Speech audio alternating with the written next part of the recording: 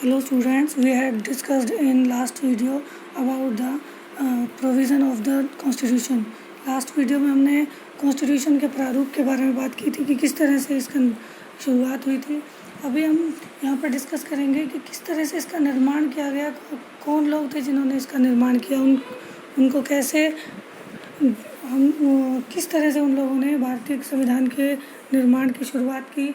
How was the constitution Indian Constitution made?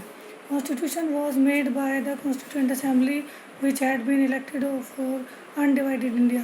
सबसे पहले जब भारत डिवाइड नहीं हुआ था, भारत और पाकिस्तान एक था, उस समय इस कमेटी की स्थापना की गई थी। कॉन्स्टिट्यूएंट असेंबली की, संविधान सभा की स्थापना की गई थी। उसका जो फर्स्ट सेशन था, फर्स्ट सिटिंग जो थी, वो पहली जो मीटिंग थी वो 9 दिसंबर 1946 को हुई थी। और उस समय तक भारत आज़ाद नहीं हुआ था और ना ही भारत का डिवीज़न हुआ था। And reassembled as constituent assembly for divided India on 14 August 1947। और भारत आज़ाद होने के बाद 14 अगस्त को जो कॉन्स्टिट्यूएंट असेंबली थी, संविधान सभा थी, वो डिवाइड हो गई दो पार्ट में, क्योंकि भारत का बंटवारा हो चुका था भारत और पाकिस्तान के रूप में। तो एक कमेटी भारतीय संविधान बनाने के लिए रखी गई और दूसरी पाकिस्तान का संविधान बनाने के लिए रखी गई। Members were elected by direct election by the members of provisional legislative assemblies that had been established in 1935। 1935 में जो इलेक्शन हुए थे और उसके आधार पर जो प्रोविजनल लेजिस्लेटिव असेंबली बनी हुई थी, यानी कि संविधान सभाएं जो चुनी हुई थी, उन सदस्यों के द्वारा ही इस कॉन्स्टिट्यूएंट असेंबली का इनडायरेक्टली चुनाव किया गया। The constituent assembly was compose रफली along the lines suggested by the plan proposed by a committee of the British cabinet known as the cabinet mission। इस कॉन्स्टिट्यूएंट असेंबली की कंपोजिशन या इसकी स्थापना के कैबिनेट मिशन के सलाह के आधार पर की गई थी। उस समय जो कैबिनेट मिशन ब्रिटेन से आया था भारत में, और भारत को आज़ाद करने के लिए जो उन्होंने प्रोसीजर्स रखे थे, उन्हीं में से एक आधार ये भी था कि कॉन्स्टिट्यूएंट असेंबली का निर्माण किया जाए, जो कि भारत के लिए एक कॉन्स्टिट्यूशन बनाएगी according to Cabinet Mission Plan. इस जो कैबिनेट मिशन ने जो प्लान दिया था उसके अकॉर्डिंग क्या क्या उसमें रूल रेगुलेशन रखे गए। Each province and each princely state और group of state were allotted seats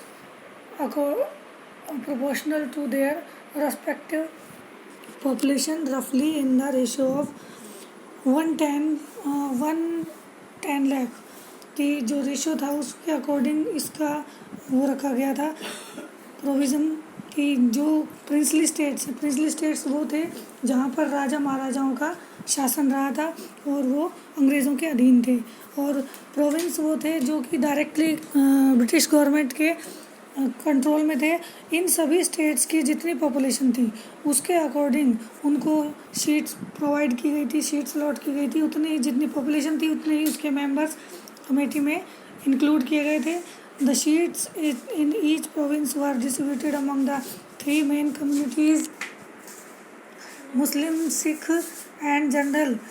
ये जो सीट्स प्रोवाइड की गई वो 3 कम्युनिटीज़ के आधार पर की गई थी, मुस्लिम, सिख और जनरल।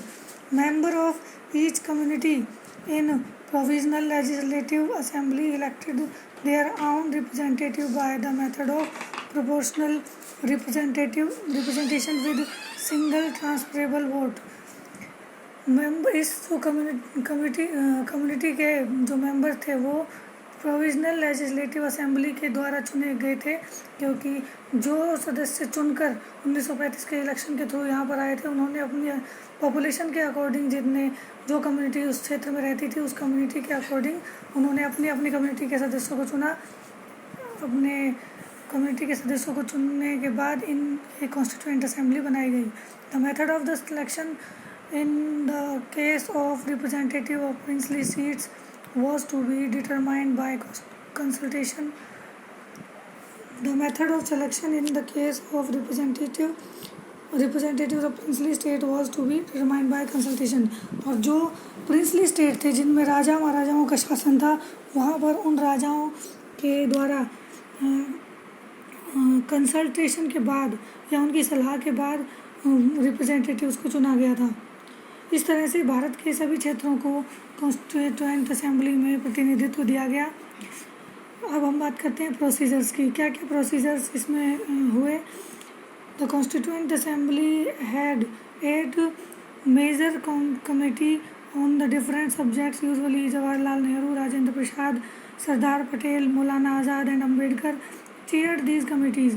कॉन्स्टिट्यूएंट असेंबली में 8 मेजर कमेटीज़ बनाई, मतलब पूरी कॉन्स्टिट्यूएंट असेंबली को 8 पार्ट्स में डिवाइड किया गया और इन 8 पार्ट्स के अलग अलग लीडर्स को चेयरपर्सन बनाया गया, उनके अध्यक्ष बनाया गया, जिनमें मेनली जवाहरलाल नेहरू, राजेंद्र प्रसाद, सरदार पटेल, मौलाना आज़ाद और अम्बेडकर थे। Each committee usually drafted particular provisions of the constitution which were then subjected to debate by the entire assembly। इन 8 कमेटियों को अलग अलग टॉपिक्स डिवाइड किए गए और उनके लिए उन्होंने जो प्रोविजंस बनाए, कॉन्स्टिट्यूशन के कुछ नियम कानून जो बनाए उनको तैयार किया उन्होंने, और इनके द्वारा तैयार किए जाने के बाद पूरी असेंबली में उसको डिस्कस किया गया, word by word, line by line उस पर डिबेट्स की गई। उसके बाद उसको कॉन्स्टिट्यूशन का हिस्सा बनाने के लिए तैयार किया गया।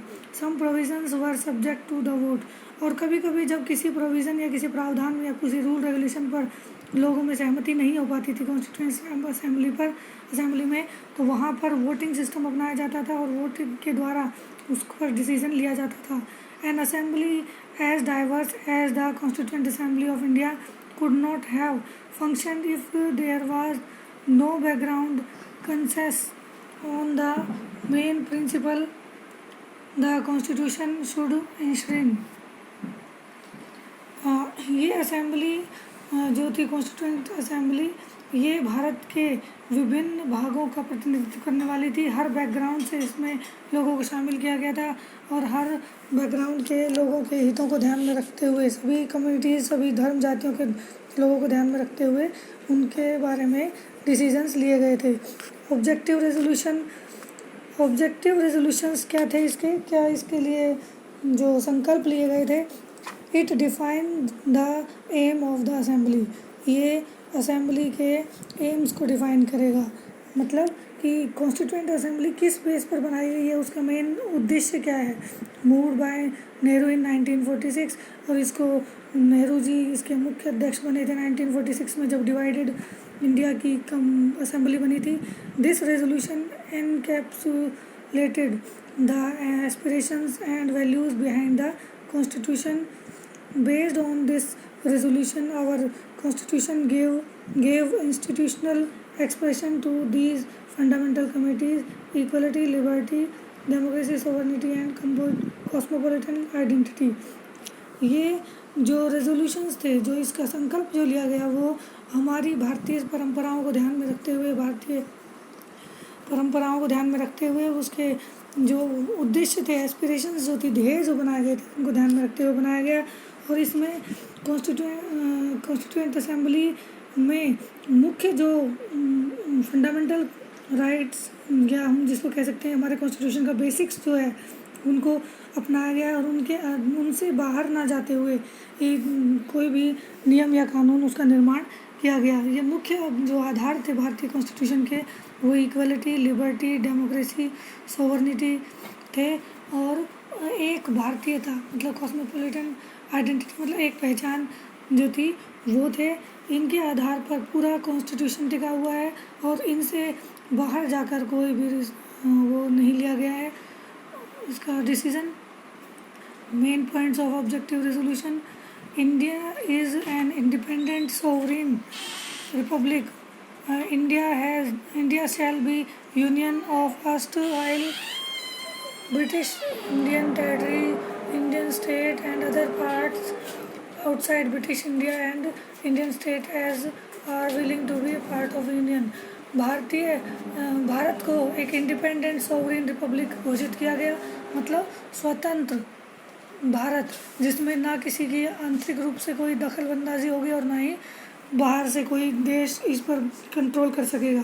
सोवरेन का मतलब पूरी तरह से स्वतंत्र, जिसमें ब्रिटेन जैसे किसी देश का राज्य नहीं होगा, भारत के लोग ही सारे रूल रेगुलेशन बनाएंगे। और रिपब्लिक मतलब जनता का शासन, जनता के द्वारा लिए गए डिसीजन वहाँ पर लागू किए जाएंगे। भारत एक ऐसा यूनियन या एक संघ बनाया गया जिसमें ब्रिटिश इंडियन टेरिटरीज़ को शामिल किया गया, यानी कि अंग्रेज़ों के अधीन जो भी क्षेत्र था या अंग्रेज़ों से बाहर, अंग्रेज़ों के अधीनता के बाहर भी जो क्षेत्र थे भारत के, उन सभी को इसमें शामिल किया गया। ये उनकी इच्छा पे डिपेंड था कि वो भारत में शामिल होना चाहते थे या नहीं। जो जो उसमें शामिल हुए उन सबको मिलाकर एक भारतीय संघ की स्थापना की गई।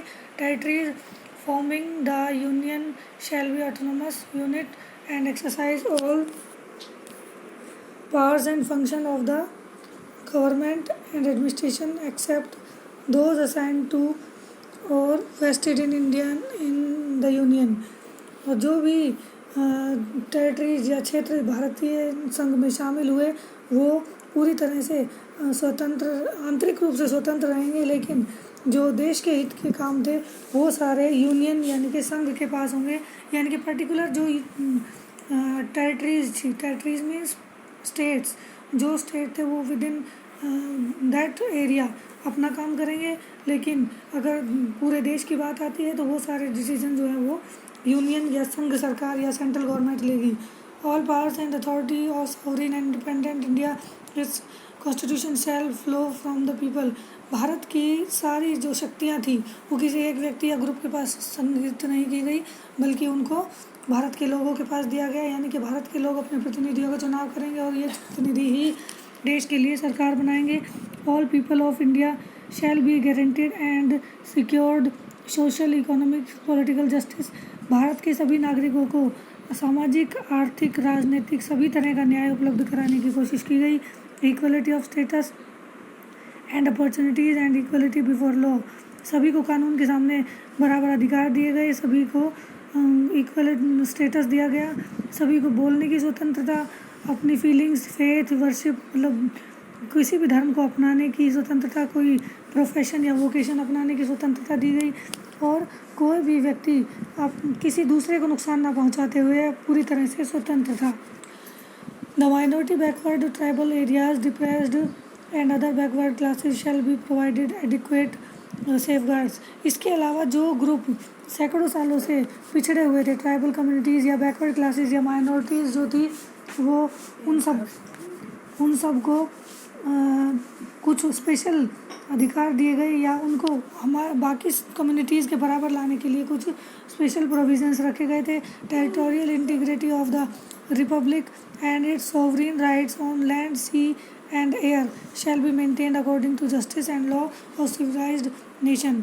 भारत के क्षेत्र में आने वाली जो भी ज़मीन या समुद्र या आकाश जो था वो सारा जो मेंटेन किया गया, यानी कि वो एक स्वतंत्र देश और सिविलाइज सभ्य देश के अकॉर्डिंग किया गया, यानी कि वो किसी दूसरे देश के एरिया को कंट्रोल करने की कोशिश नहीं करेगा, और स्वतंत्रता और समानता आसपास के क्षेत्रों में लाने के लिए भी बाकी देशों की मदद करेगा। The land would make full and willing contribution to the promotion of the world peace and welfare of mankind। देश जो है अपने हित के साथ साथ दुनिया के किसी भी हिस्से में होने वाले अत्याचार या अन्याय के खिलाफ हमेशा आवाज़ उठाएगा, और स्वतंत्रता, समानता के जो प्रोविज़न्स उन्होंने अपनाए हैं उनको, और मानव अधिकारों को आगे बढ़ाने के लिए, विश्व शांति के लिए काम करेगा। Institutional arrangement, the constituent assembly spent a lot of time on evolving the right balance among the various institutions like executive, legislative, judiciary. भारतीय सरकार के 3 अंग बनाए गए, एग्जीक्यूटिव, लेजिस्लेचर और जुडिशरी, और इनको जो पावर्स दी गई उनके लिए एक लंबा डिस्कशन किया गया और तीनों ही पार्ट्स को एक दूसरे से जोड़ दिया गया ताकि वो अपनी पावर का इंडिपेंडेंटली किसी तरह से दुरुपयोग ना कर सकें। Adoption of the parliamentary form and the federal arrangement which would distribute governmental powers between the legislature and the executive on the one hand and between the states and central government on the other hand। Parliamentary form of government और federal arrangement को अपनाया गया। It means Bharat में parliament ही सर्वोच्च कानून बनाने वाली संस्था होगी, और उसके साथ साथ फेडरल सिस्टम, सेंट्रल और स्टेट गवर्नमेंट का जो प्रोविज़न है वो अपनाया गया, और पावर को लेजिस्लेचर और एग्जीक्यूटिव के बीच में डिवाइड किया गया, सेंट्रल और स्टेट के बीच में डिवाइड किया गया। देश के लिए सेंट्रल गवर्नमेंट और स्टेट के लिए स्टेट गवर्नमेंट काम करेगी। Now we will discuss the borrowed constitution की ये सारे प्रोविजंस जो हमारे कॉन्स्टिट्यूशन में रखे गए हैं या हमारे कॉन्स्टिट्यूशन जो रूल रेगुलेशन बनाए गए हैं, क्या वो उस कॉन्स्टिट्यूएंट असेंबली की खुद की उपज थी, खुद के माइंड की सोच थी? नहीं, ये किसी ना किसी कॉन्स्टिट्यूशन से लिया गया था। भारतीय कॉन्स्टिट्यूएंट असेंबली ने पूरे विश्व के अलग अलग संविधानों को ध्यान से पढ़ा और उसमें से जो जो चीज़ें हमारे लायक थी, यानी कि हमारे यहाँ पर सूटेबल थी, उन सब को उन्होंने उन देशों के संविधानों से लिया। तो हमारे देश में क्या क्या प्रोसीजर्स कहाँ कहाँ से लिए गए ये और डिस्कस करते हैं हम। फ्रॉम ब्रिटिश कॉन्स्टिट्यूशन, हमारे देश का कॉन्स्टिट्यूशन जो है वो लगभग उसमें बहुत सारी चीज़ें जो है ब्रिटिश कॉन्स्टिट्यूशन से ली गई। नॉमिनल हेड, हमारे देश का जो नॉमिनल हेड होगा वो प्रेसिडेंट होगा। जैसे इंग्लैंड में महारानी या महाराजा होते हैं देश के हेड, तो उसी तरह भारत में प्रेसिडेंट को बनाया गया। प्रेसिडेंट को नॉमिनल हेड बनाया गया, मतलब उसके पास पावर, काम उसके नाम से होगा लेकिन काम प्राइम मिनिस्टर करेगा। कैबिनेट सिस्टम ऑफ मिनिस्टर, इस कैबिनेट सिस्टम ऑफ मिनिस्टर्स मतलब जो प्रधानमंत्री और उसकी कैबिनेट है वो सिस्टम भी ब्रिटिश गवर्नमेंट से लिया गया। Post of PM prime minister की पोस्ट भी वहीं से ली गई। Parliamentary type of government, parliamentary system जो था गवर्नमेंट का वो भी वहाँ से लिया गया। बाई कैमरल पार्लियामेंट मतलब पार्लियामेंट के 2 पार्ट, राज्यसभा लोकसभा 2 पार्ट लिए गए, वो भी वहाँ से ही लिए गए हैं। लोअर हाउस मोर पावरफुल, हमारे यहाँ पर लोअर हाउस ज़्यादा पावरफुल है, यानी कि लोकसभा के पास ज़्यादा पावर है, ये सिस्टम भी वहीं से लिया गया है। Council of ministers responsible to lower house, और जो काउंसिल ऑफ मिनिस्टर मतलब प्राइम मिनिस्टर उसकी कैबिनेट जो है वो लोअर हाउस के प्रति रिस्पॉन्सिबल होती है, उसी को जवाब देती है। स्पीकर इन लोकसभा, जो स्पीकर होता है लोकसभा का, फर्स्ट पास्ट द पोस्ट, पहला जीतने वाला जीतता है। ये सारा सिस्टम भी वहीं से लिया गया। लॉ मेकिंग प्रोसीजर, कानून किस तरह से बनेंगे वो स्टेप बाय स्टेप, वो सारे स्टेप्स जो हमने वहीं से लिए। The idea of the rule of law, जो भी कानून बनाने के तरीके तौर तरीके अपनाए गए वो सारे ब्रिटिश गवर्नमेंट से, ये ब्रिटिश कॉन्स्टिट्यूशन से लिए गए। फ्रॉम यूएस कॉन्स्टिट्यूशन से नॉमिनल हेड लिया गया और कैबिनेट सिस्टम जो है, these are the same topics of in British constitution, ये सारे सेम टॉपिक्स हैं जो वहाँ से लिए गए हैं, ये यूएस कॉन्स्टिट्यूशन के नहीं हैं। From USSR fundamental duties 5 year plan, ये यूएसएसआर रशिया से लिए गए हैं फंडामेंटल ड्यूटीज़ जो हैं, और 5 ईयर प्लान जो हमारे कॉन्स्टिट्यूशन में अपनाया गया। फ्रॉम ऑस्ट्रेलिया से कंकरेंट लिस्ट, जिसमें 3 पार्ट में डिवाइड किया गया पावर को। लैंग्वेज ऑफ द प्रिम्बल, और जो भाषा और प्रिम्बल को अपनाया गया। Provision regarding trade commerce intercourse, जो व्यापार या कॉमर्स से रिलेटेड जो भी समस्या या उनके लिए जो रूल रेगुलेशन बनाए गए वो कुछ हद तक हमने ऑस्ट्रेलिया से लिए। जापान से हमने लिया सुप्रीम कोर्ट का फंक्शन, किस तरह से सुप्रीम कोर्ट काम करेगा। वेमर कॉन्स्टिट्यूशन ऑफ जर्मनी से हमने फंडामेंटल राइट्स लिए, और suspension of fundamental rights during emergency, fundamental rights लिए गए, लेकिन जब देश में इमरजेंसी लागू होगी तो उस समय इन राइट्स को सस्पेंड किया जा सकता है। From Canada, scheme of federation with a strong centre, Canada में जो फेडरेशन है वो हमारे वहाँ से ही जो सिस्टम है वो हमारे देश में अपनाया गया। यहाँ पर सेंट्रल गवर्नमेंट ज़्यादा स्ट्रॉन्ग है बजाय कि स्टेट गवर्नमेंट के। Distribution of power between centre and state, placing residuary power with centre, और जितना पावर डिवीज़न कनाडा में किया गया है उसी टाइप से पावर डिवीज़न इंडिया की स्टेट और सेंट्रल गवर्नमेंट के बीच में भी किया गया है। From Ireland, method of election president का इलेक्शन का जो मेथड है, यानी कि इनडायरेक्ट जो प्रोसीजर है वो हमने वहीं से आयरलैंड से लिया है। Nomination of members in the Rajya Sabha by president, Rajya Sabha में प्रेसिडेंट के द्वारा जो सदस्यों को मनोनीत किया जाता है वो भी हमने वहीं से लिया है। So that's the end of this chapter. We will discuss in next video, next chapter. Keep learning.